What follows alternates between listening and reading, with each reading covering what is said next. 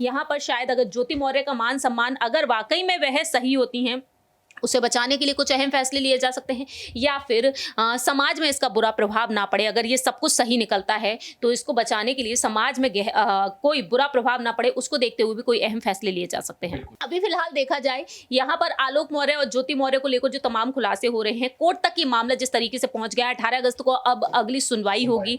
लेकिन इस सुनवाई से पहले अगर मनीष दुबे को उनके पद से बर्खास्त कर दिया जाता है तो कहीं ना कहीं देखा जाए ये केस और भी पेचीदा होता हुआ नजर आ सकता है, क्योंकि मनीष दुबे अगर पद से हटाए जाएंगे तो मुझे लगता है इतनी जल्दी वह शांत बैठने वाले नहीं है, क्योंकि उन पर पहले से भी कुछ आरोप लगे हैं जिनसे वह बचते बचाते हुए नजर आए हैं, और आज देखा जाए उनकी शादी टूटने की कगार पर पहुंच चुकी है।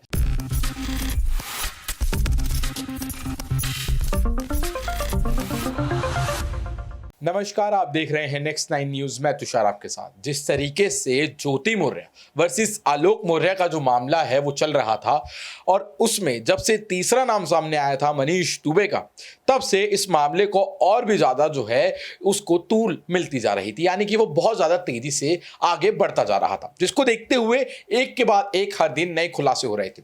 और मनीष दुबे पर जो आलोक मौर्य ने आरोप लगाए थे उसको लेकर भी जो जांच थी वो शुरू हो गई थी। अब इस मामले में एक बड़ा अपडेट सामने आया है। आपको बता दें दर्शकों कि मनीष दुबे को जो दोषी है विभागीय जांच में वो करार दे दिया गया है। 3 आरोप उन पर लगाए गए थे। पहला आलोक मौर्य ने लगाया था कि उन्होंने उनकी पत्नी के साथ मिलकर आलोक मौर्य को मारने की जो साजिश है वो रची, जो कि सिद्ध हो चुका है विभागीय जांच में।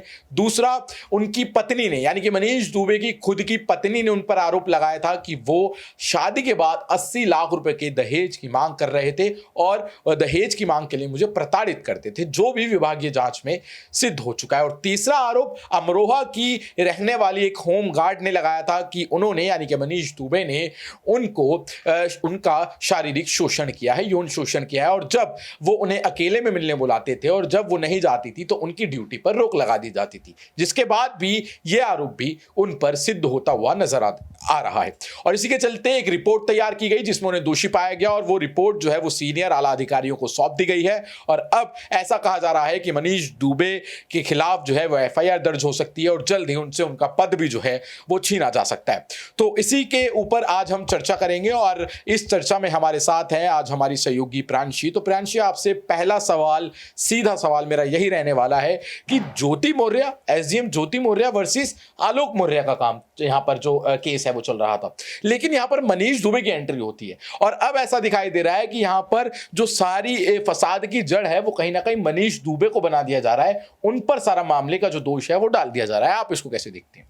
देखिए, जिस तरीके से जो हालात अभी फिलहाल सामने आ रहे हैं ज्योति मौर्य और आलोक मौर्य के घर के, उन्हें देखते हुए यहाँ पर यही बातें तुषार सामने आ रही हैं कि कहीं ना कहीं अब मनीष दुबे की मुश्किलें बढ़ती हुई नजर आएंगी। मनीष दुबे देखा जाए तो यहाँ पर जिस तरीके से जो दावे किए जा रहे हैं कि मनीष दुबे और ज्योति मौर्य का लंबे वक्त से अफेयर चल रहा था, और उसे देखते हुए आलोक मौर्य ने ये कड़ा एक्शन लिया। वह बीच मैदान में उतर कर आए, मार्केट में आए और उन्होंने ये तमाम बातें कह डाली।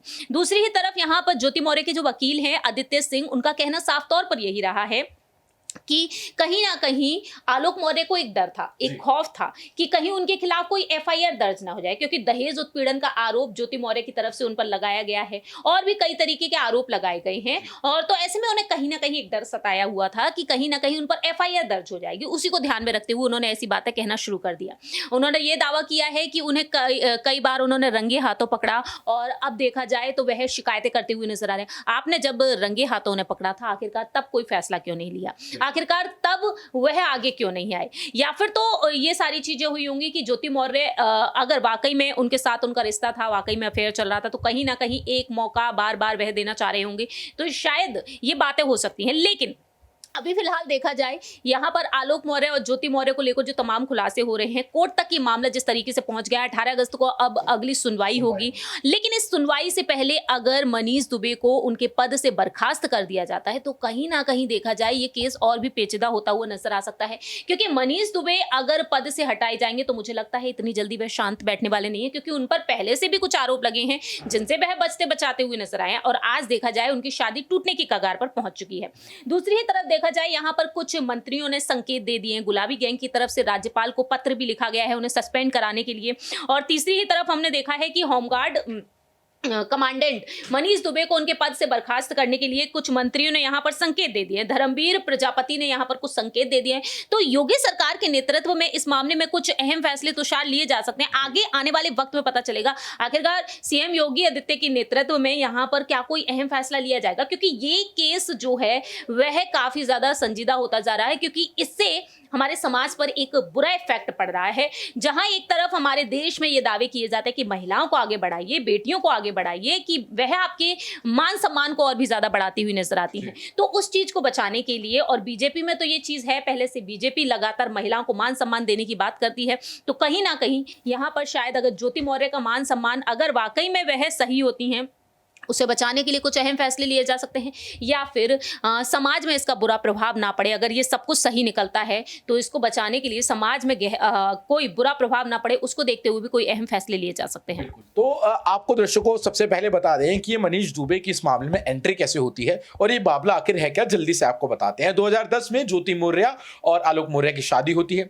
2015 में ज्योति मौर्य जो है वो पीसीएस का एग्जाम क्लियर करती है और एसडीएम बनती है, जिसके बाद उनके नाम के आगे एसडीएम जो है वो जुड़ जाता है। उसके बाद उनकी नौकरी शुरू होती है और फिर वो नौकरी करना शुरू होती है और एक पद पर, आधिकारिक पद पर जो है वो बैठ जाती हैं।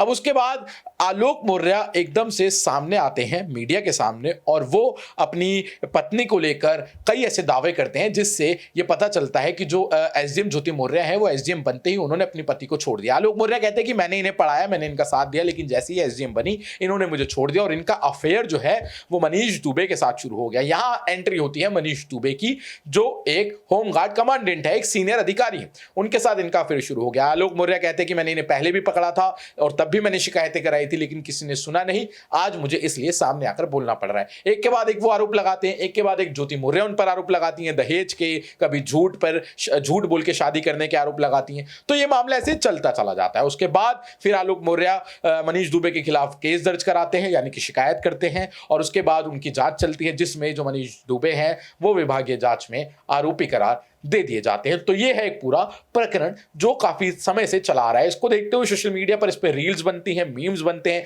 कई लोग इसका मजाक उड़ाते हैं, इसको फिल्मों से जोड़कर देखते हैं, लेकिन इससे जो मैसेज बाहर जा रहा है दर्शकों वो गलत जा रहा है। जैसे कि हमारी साथी ने भी बताया कि बेटी बचाओ बेटी पढ़ाओ का नारा तो भारतीय जनता पार्टी कब से देती आ रही है, लेकिन अब एक और नारा इसमें जुड़ता जा रहा है कि बेटी बचाओ बेटी तो पढ़ाओ लेकिन बहू को मत पढ़ाओ, और इससे जो मैसेज जा रहा है वो बहुत गलत मैसेज जा रहा है। अगला सवाल मेरा आपसे ये रहने वाला है प्रांशी, कि जिस तरीके से यहाँ पर कल फैमिली कोर्ट में उनकी सुनवाई थी आलोक मौर्य और ज्योति मौर्य की, जिसमें ज्योति मौर्य वो वहां पर नहीं पहुंची और आलोक मौर्य कहीं ना कहीं ये कहते हुए दिखाई दिए कि मैं सेटलमेंट के लिए तैयार हूं, जो भी आप चाहते हैं कि सेटलमेंट हो मैं उसके लिए तैयार हूं, जो भी कोर्ट सेटलमेंट करवाएगा।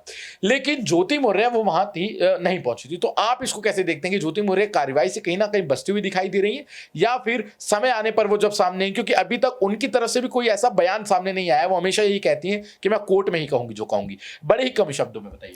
देखिए, फिलहाल देखा जाए ज्योति मौर्य को लेकर जो दावे किए जा रहे हैं उन पर अगर रुक किया जाए तो एक ऑडियो क्लिप भी उनका तेजी से वायरल हो रहा है। उसके मुताबिक यही सामने आ रहा है कि ज्योति मौर्य ने आलोक मौर्य को लेकर तमाम बातें कही। हालांकि इसमें कितनी सच्चाई है ये तो वक्त के साथ साथ पता चलेगा, लेकिन ज्योति मौर्य के मुताबिक यहाँ पर कुछ बातें सामने आई हैं। उनके जो वकील हैं आदित्य सिंह, उनका कहना साफ तौर पर रहा है कि कोर्ट का जो भी आदेश होगा वह उसे फॉलो करेंगी, उसका पालन करेंगी। तो अब देखा जाए 18 अगस्त को जो सुनवाई होगी तब वह कोर्ट पहुंचेंगी और कोर्ट का जो भी आदेश होगा वह उसे मानेंगी। और आलोक मौर्य का कहना है समझौता करने के लिए वह पूरी तरीके से तैयार है, क्योंकि उनकी 2 बेटियां हैं, उनके फ्यूचर को देखते हुए वह अहम फैसला लेना चाहेंगे, ज्योति मौर्य के साथ रहना चाहेंगे, यानी ये एक और मौका उन्हें वह देना चाहेंगे। अब देखते हैं कि आने वाले वक्त में क्या कुछ अहम फैसले लिए जा सकते हैं, क्योंकि देखा जाए अगर यहाँ पर समझौता करके एक बार फिर से उस रिश्ते को मजबूत बनाया जाए तो वो बहुत ही अच्छा होगा, जिसकी कहीं ना कहीं एक मिसाल साफ तौर पर पेश की जा सकती है।